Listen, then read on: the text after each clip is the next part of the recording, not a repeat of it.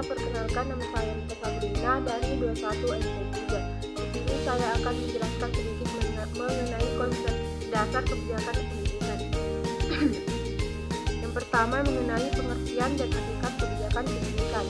Menurut Nicholas, bahwa kebijakan adalah suatu keputusan yang dipikirkan secara matang dan hati-hati oleh pengambil keputusan, bijak, dan bukan kegiatan-kegiatan yang berulang dan rutin yang terprogram atau terkait dengan aturan-aturan keputusan.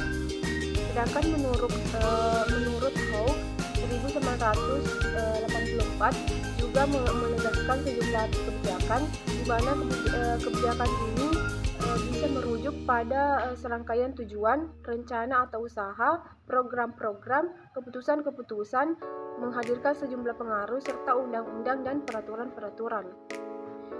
Kebijakan pendidikan diartikan sebagai sekumpulan hukum atau aturan yang mengatur sistem pelaksanaan pendidikan, yang tercakup di dalamnya tujuan pendidikan dan bagaimana mencapai tujuan tersebut. Selanjutnya, latar belakang perlunya kebijakan pendidikan. Salah satu tujuan negara adalah mencerdaskan kehidupan bangsa.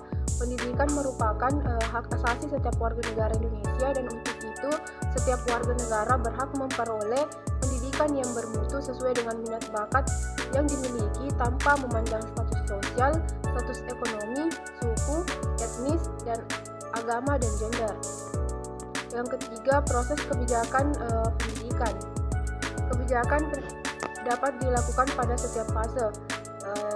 Ada 6 fase dalam kebijakan. Yang pertama itu inisiasi, yang kedua estimasi, yang ketiga seleksi, yang keempat implementasi, yang kelima evaluasi, dan yang terakhir koordinasi.